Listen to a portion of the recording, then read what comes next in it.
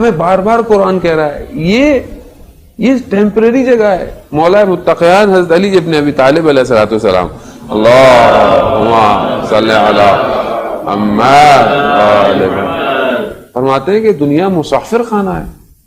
اب مسافر خانے میں دل نہیں لگاتے. یا مثلا ابھی آپ یہاں قبرستان آئے ہیں اور آپ بولے یہ پردے بہت اچھے نہیں ہیں, یہ کرٹن بہت اچھے نہیں لگے, یہ یہاں پہ ذرا پینٹنگ اچھی نہیں ہے اور اچھی. آپ بولے بھائی تھوڑی ہفتے تو آتے ہو تم, وہ بھی تھوڑی دیر کے لیے آتے ہو, وہ بھی ہر ہفتے بھی نہیں آتے شاید. تو ابھی تم اس میں کتنا دل لگا رہے ہو, یہاں پہ اپنے گھر میں لگا لو ساری اچھی چیزیں. یہ پوری دنیا ایسی ہے, پوری دنیا.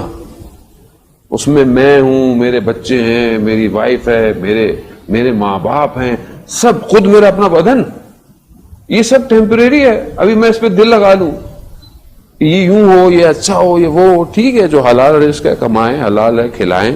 اسی لیے حلال پہ زور دیا گیا ہے. کیوں؟ کیونکہ حلال جو ہے وہ اس دنیا سے آپ کو ایک ایسا دروازہ کھولے گا کہ اس دنیا میں آپ سکون سے رہیں گے. اگر آپ نے حلال کے دروازے کو چھوڑ دیا اور اسی دنیا میں مزے کرنے کے چکر میں, تو وہاں تو جو دروازہ کھولے گا وہ بڑا خطرناک ہے. عزیزان محترم, ابھی اگر آپ اجازت دے دیں چند مردوں کو کہ وہ آپ کو حال بتائیں آ کے, تو ہم سب بھاگ جائیں گے یہاں سے. واقعا یہ آسان نہیں ہے. بہت بڑے عارف تھے, شاگرد تھے دو بڑے عرفا کے. اصفہان میں تخت فولاد بہت بڑا قبرستان ہے, بہت پرانا قبرستان ہے. میں بھی اس سال توفیق ہوئی مجھے وہاں جانے کی.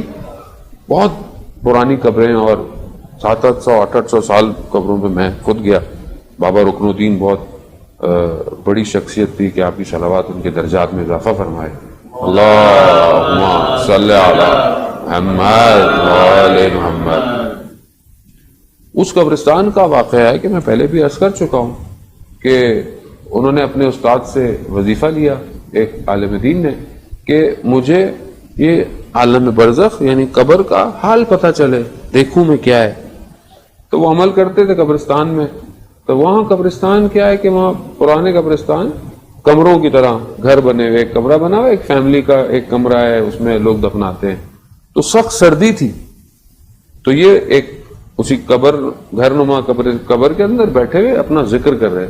تو دیکھا کہ ایک لاش کو, ایک باڈی کو, مردے کو لے کر آئے ہیں اور وہاں پر رکھ دیا, اور رات ہو گئی تھی تو ان کا صبح دفنائیں گے.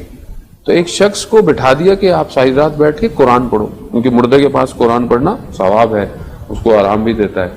اب وہ قرآن پڑھتا رہا. تو وہ عالم نے دیکھا کہ دو ملائکہ ہاتھ میں آگ کا گرز لے کر آئے اور انہوں نے ایک اس مردے کو مارا. کہتے ہیں وہ جو چیخ نکلی ہے, اس چیخ نے میرے پورے بدن کو لرزا دیا. اور اس کے بعد میں جو قرآن پڑھا تھا اس کو نظر نہیں آیا. میں اسے کہہ رہا ہوں کہ مجھے باہر نکلنا ہے. تو وہ کہہ رہا ہے کہ نہیں سردی ہے, آپ کہاں جا رہے ہیں رات کو؟ کہہ رہا نہیں, مجھے کہہ رہا میں نے اپنے بدن کو, یعنی میرے بدن سے جان نکل چکی تھی, میں نے اپنے آپ کو گھسیٹ کر اپنے آپ کو اس قبر سے باہر نکالا, اور سردی تھی تو میں وہیں بے ہوش ہو گیا. صبح میرے شاگرد آئے تو مجھے اٹھا کے لے کے گئے, اور میں ہاسپٹل میں کئی دن تک ایڈمٹ رہا. اور پھر جو میرے استاد تھے وہ آئے اور انہوں نے مجھے کہا کہ تم سے تھوڑی دیر برزخ کی برداشت نہیں ہوئی. واقعا سخت ہے.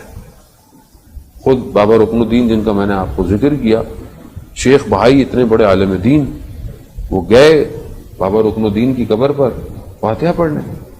تو ایک دم دیکھا کہ چہرے کا رنگ جو ہے وہ تبدیل ہو گیا. تو برابر میں جو شخص تھا, سن لگا کیا ہوا؟ کہا میں سلام کرنے آیا, فاتحہ پڑھنے آیا. تو مجھے اندر سے آواز آئی, شیخ اپنی تیاری کرو. پہلے میں سمجھ گیا کہ اب میری زندگی کے دن تھوڑے رہے. 6 مہینے بعد شیخ بھائی کا انتقال ہوا.